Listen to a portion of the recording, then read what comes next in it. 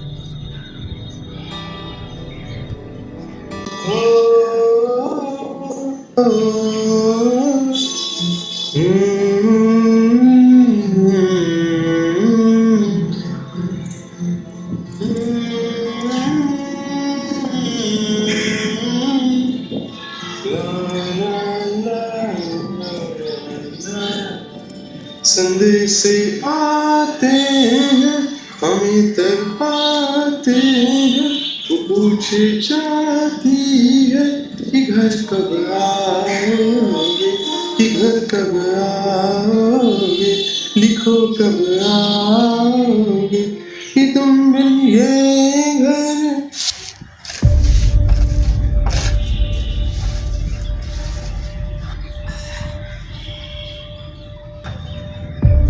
जल्दी से फूलों की कटाई करो, 15 अगस्त आने वाला है। जल्दी करो। जी मालिक।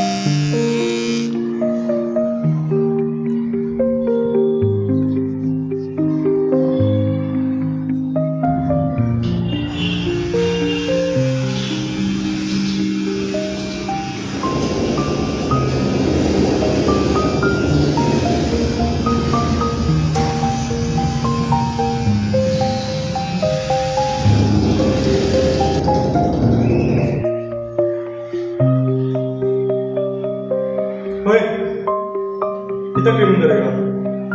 पानी दो 1 गिलास।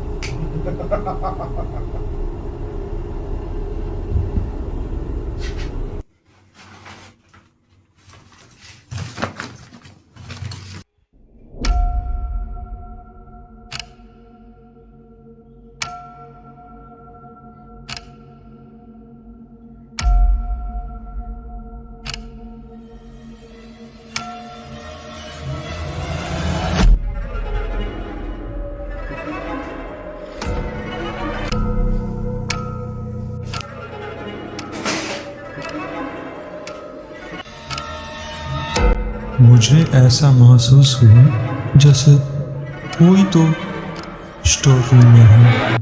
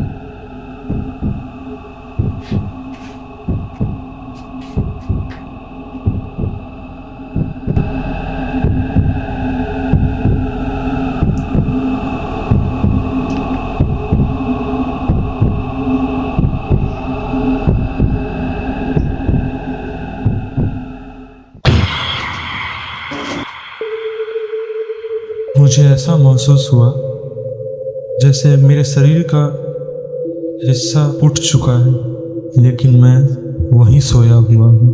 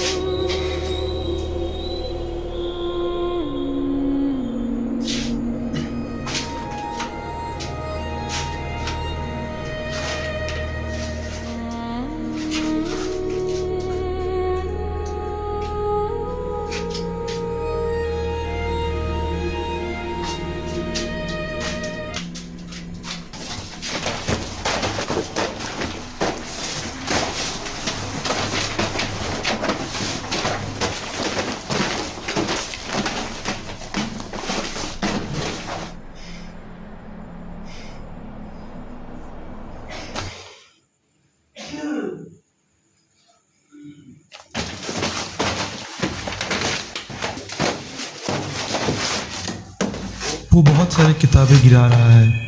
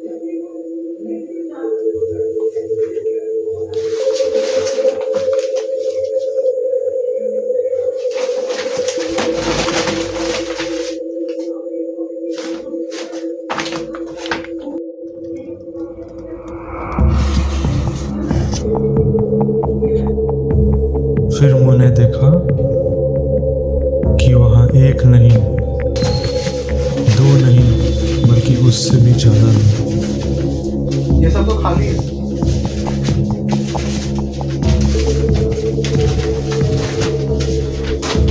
जी जी, खोलो खोलो।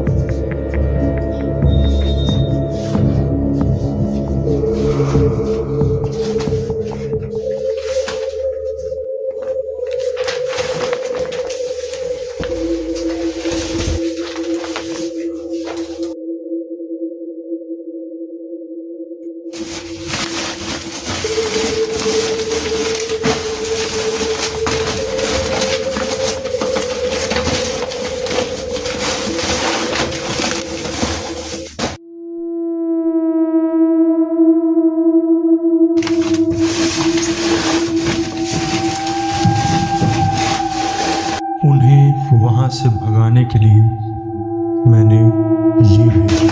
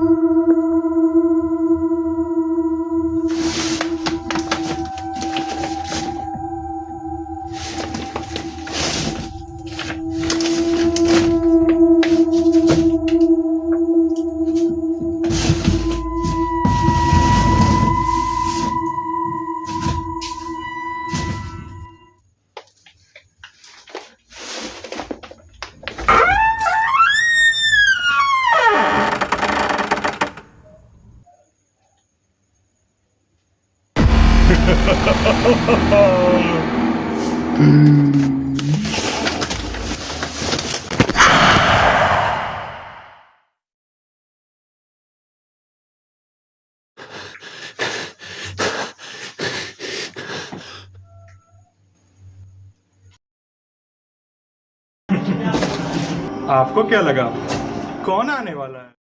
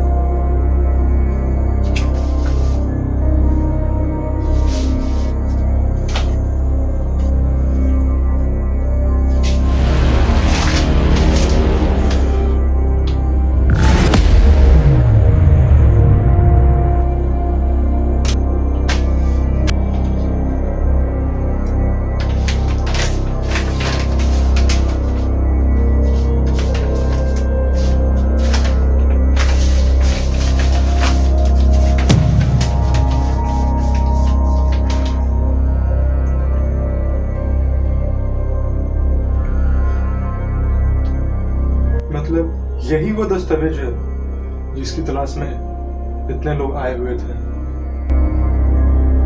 देखता हूँ क्या है इसमें।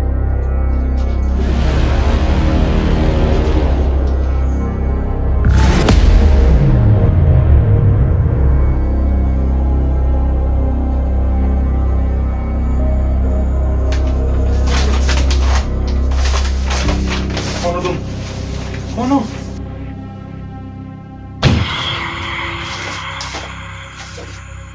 कौन हो?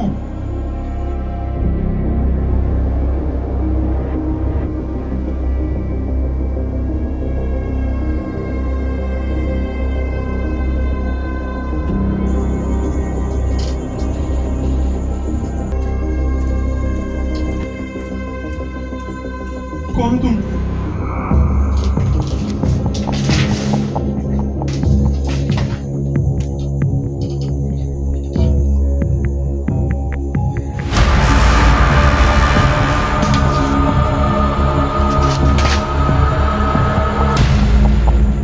मैं समय हूँ। क्या मतलब? तुम समय हो?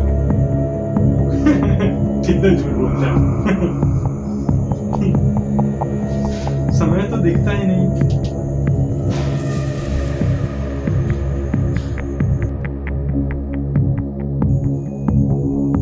अरे तुम तो गायब हो गए। तुम्हारे सारे सवालों के जवाब सच्चाई दिख रही है लेकिन। अच्छा ठीक है, कोई नहीं, मैं परछाई से ही बात कर लूंगा। तो तुम मुझे इतिहास बताओगे। तुम्हें पता भी है हमारा देश कैसे आजाद हुआ था, आजादी की कहानी क्या है। कहाँ चलना होगा? मैं बस अपनी आंखें बंद करूं?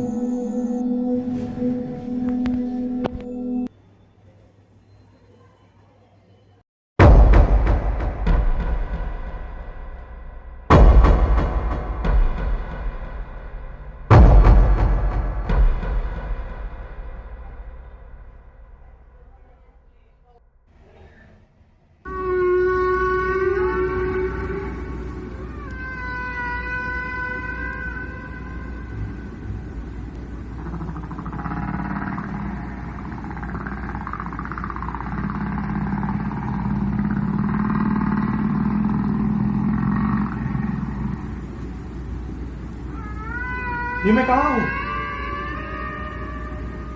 मैं तो अभी नीचे शोरूम में था।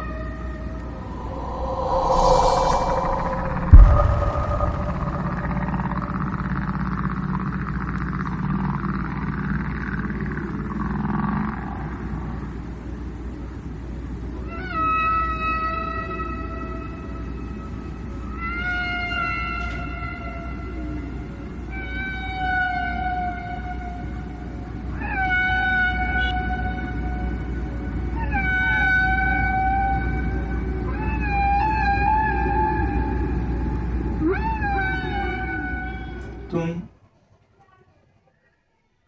समय ही हो ना? मैं कैसे मान लूं? तुम तो दिख भी नहीं रहे। मुझे ये बताओ कि 15 अगस्त को ही हमारा देश क्यों आजाद हुआ? आज़ादी सिर्फ लड़ाइयाँ जीतने से नहीं मिलती, उसे पाने के लिए सही वक्त का इंतजार भी करना पड़ता है। वर्षों के संघर्ष, आंदोलनों और बलिदानों के बाद वो वक्त आया जब ब्रिटिश हुकूमत के लिए भारत पर राज करना पहले जैसा संभव नहीं रहा। और फिर तय हुई वो तारीख 15 अगस्त 1947। मतलब आजादी की तारीख 15 अगस्त ही क्यों थी? कोई दूसरे दिन क्यों नहीं आजाद हुआ हमारा देश? इतने सारे स्ट्रगल्स हुए, रिवॉल्यूशंस हुए, तो फिर पहले ही क्यों नहीं आजाद हो गया? हाँ, 15 अगस्त की डेट पहले से डिसाइड नहीं थी। ब्रिटिश गवर्नमेंट ने पहले डिसाइड किया था कि इंडिया को जून 1948 तक पावर ट्रांसफर कर दी जाएगी, लेकिन लॉर्ड माउंटबेटन के आने के बाद ये प्रोसेस जल्दी करने का डिसीजन लिया गया और फिर उन्होंने डेट चूज की 15 अगस्त 1947। इस डेट का माउंटबेटन के लिए भी एक स्पेशल मीनिंग था, क्योंकि 15 अगस्त 1945 को जापान ने सरेंडर किया था, जब माउंटबेटन एलाइड फोर्सेस के कमांडर थे। लेकिन क्या तुमने ये सोचा कि 15 अगस्त को क्या सिर्फ हम ही आजाद हुए थे? पास मत आओ, मेरे पास मत आओ।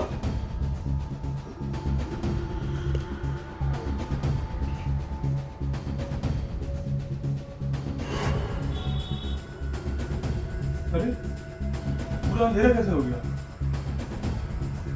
कहाँ हूँ मैं? अरे, खैरियत हो? तुम मुझे ये बताओ कि आजादी के ठीक बाद महात्मा गांधी कहाँ पे थे? ये बताओ। जब पूरा देश आजादी का जश्न मना रहा था, तब गांधी जी दिल्ली में नहीं थे, वो कलकत्ता में थे, जहां आजादी के साथ साथ देश बंटने का दर्द भी मौजूद था। 15 अगस्त को उन्होंने जश्न मनाने के बजाय प्रार्थना की, क्योंकि उनके लिए आजादी सिर्फ अंग्रेजों से आजादी नहीं थी। असली आजादी तब होती है जब सारे धर्म संप्रदाय के लोग एक दूसरे से नफरत करना छोड़ देते हैं। और शायद इसलिए जिस दिन पूरा देश आजादी मना रहा था, एक तो तुम मुझे दिखाई भी नहीं दे रहे हो, बट ठीक है, तुम बोलो, मैं सुन रहा हूँ। गांधी जी उस आजादी को पूरा करने की कोशिश कर रहे थे। गांधी जी ने आजादी के सेलिब्रेशन में हिस्सा नहीं लिया था। 1947 में जब हमारा देश आजाद हुआ, तब जना गण मन हमारा ऑफिशियल नेशनल एंथम नहीं था। इसे ऑफिशियली 24 जनवरी 1950 को अपनाया गया, आजादी के लगभग 2.5 साल बाद। जब हमारा देश आजाद हुआ उस समय भले ही नेशनल एंथम नहीं था, लेकिन नेशनल सॉन्ग वंदे मातरम था। और जो तिरंगा झंडा हम लहराते हैं वो भी सिर्फ 24 दिन पहले कॉन्स्टिट्यूएंट असेंबली द्वारा 22 जुलाई 1947 को एडॉप्ट किया गया था। तुमने कहा लगा दिया। अरे भाई समय, लैंडिंग तो देख के कराओ। पता है तुमने ही लाया है, बट 15 अगस्त 1947 को ब्रिटिश इंडिया आजाद हुआ था, लेकिन भारत पूरा आजाद नहीं हुआ। गोवा उस समय भी पुर्तगाल के रूल में था। गोवा आखिरकार 1961 में भारत का हिस्सा बना। तुम्हें मेरे सवाल भी पता है कि मैं क्या पूछने वाला हूँ। ग्रेट। मैं तो छोटा नहीं हो गया हूँ, छोटा नहीं लग रहा है। आज के दिन लोगों ने आजादी सेलिब्रेट की, लेकिन एक अजीब बात ये थी कि उस समय हर किसी को ये साफ साफ नहीं पता था कि इंडिया और पाकिस्तान की फाइनल बाउंड्री एग्जैक्टली कहाँ होगी। बंगाल और पंजाब के बंटवारे के लिए छोटी जगह नहीं, तुम बोलो यार, बाउंड्री कमीशंस बनाए गए थे और रेड क्लिफ बाउंड्री अवार्ड 17 अगस्त को पब्लिश हुआ, यानी इंडिपेंडेंस डे के 2 दिन बाद। सोचो, लोग आजादी सेलिब्रेट कर रहे थे और उसी वक्त लाखों लोगों को ये पता चलने वाला था कि उनका घर किस देश में आएगा। अरे ये तो मुझे पता ही नहीं था। आज़ादी मिलते ही इंडिया के सामने अगला सवाल था, अब देश चलेगा कैसे। इसका जवाब था कॉन्स्टिट्यूशन। कॉन्स्टिट्यूएंट असेंबली ने 9 दिसंबर 1946 से काम शुरू किया और लगभग 2 साल 11 महीने में कॉन्स्टिट्यूशन तैयार कर लिया। असेंबली ने कुल 167 दिनों तक बैठकर इस पर काम किया और आखिरकार 26 नवंबर 1949 को कॉन्स्टिट्यूशन अडॉप्ट हुआ। फिर 26 जनवरी 1950 को लागू हुआ। यानी आज़ादी सिर्फ एक दिन की कहानी नहीं थी, उसके बाद भी इंडिया को बनाने में सालों लगे। एक इंटरेस्टिंग बात सुनो, जब इंडिया इंडिपेंडेंस डे सेलिब्रेट कर रहा था, हैदराबाद उस समय इंडियन यूनियन का हिस्सा नहीं बना था। वहाँ निजाम की अपनी रियासत थी। अगले 1 साल से ज़्यादा समय तक हैदराबाद का भारत में इंटीग्रेशन एक बड़ा पॉलिटिकल इशू रहा। आखिरकार 1948 में हैदराबाद इंडियन यूनियन में शामिल हुआ।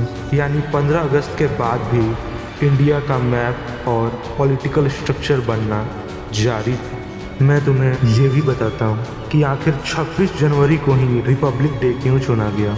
इसकी जड़ें आज़ादी से पहले के फ्रीडम मूवमेंट में थी।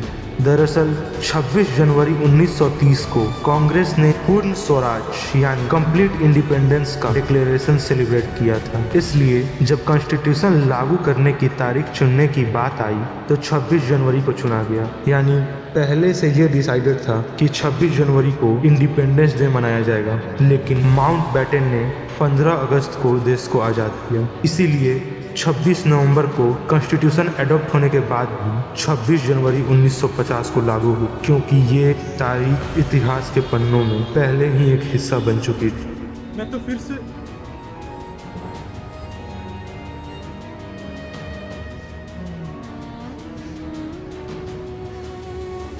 तो ये थी तुम्हारे आज़ादी की कहानी। आज़ादी हमें विरासत में मिली है, लेकिन इसे जिंदा रखना हर पीढ़ी की जिम्मेदारी है, क्योंकि तारीखें गुजर जाती हैं, इतिहास नहीं। चलता हूँ, आगे की बातें फिर कभी बताऊंगा।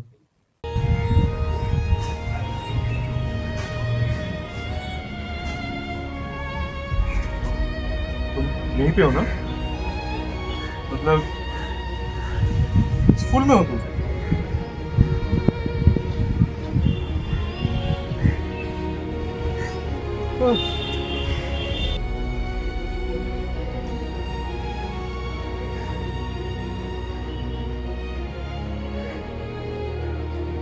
समय ने कितनी अच्छी बातें कही, और एक हम है कि सिर्फ तिरंगा फहरा लेने को ही आज़ादी समझ गए। तुम कौन हो?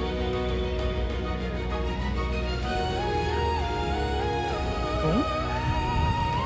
तो तुम ही? समय अभी गया नहीं है क्या?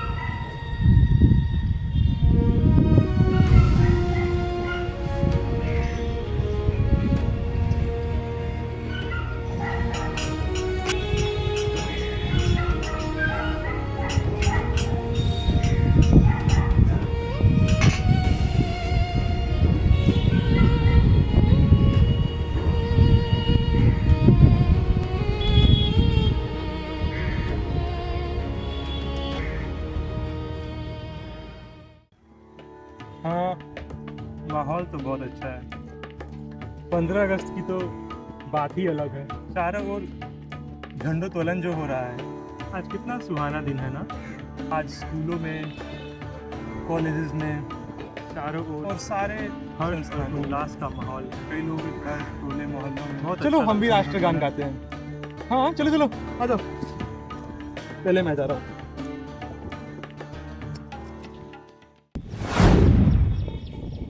जनगण मन अधिनायक जय हे भारत भाग्य विधाता।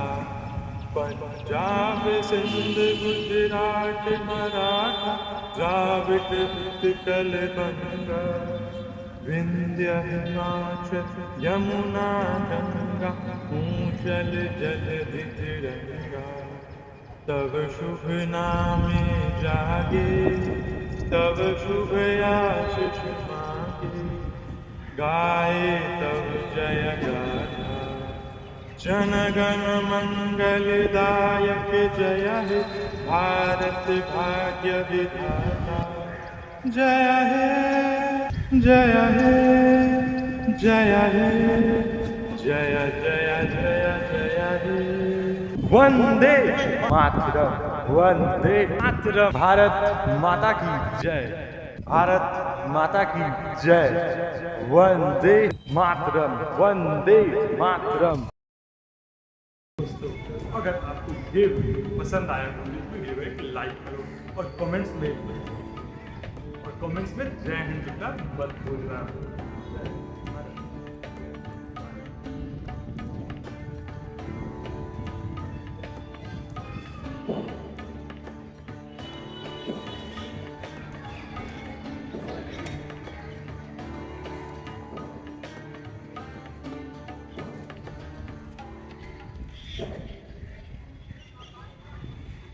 मैं फिर से सभी मेरे साथ बोलो, जय हिंद, जय भारत, जय भारत। अरे भाई, ये लोग बोल नहीं सकते यहाँ पे, बोलेंगे भी तो हमें सुनाई नहीं देगा, इसलिए कमेंट्स में लिखो जय हिंद, जय हिंद, जय भारत। अरे सुनो भाई लोग, वीडियो ख़त्म हो गया है। अब जाइए और झंडा फहराइए, जो करना है वो करिए और देश की आज़ादी को एक बार फिर से जय हिंद, जय भारत।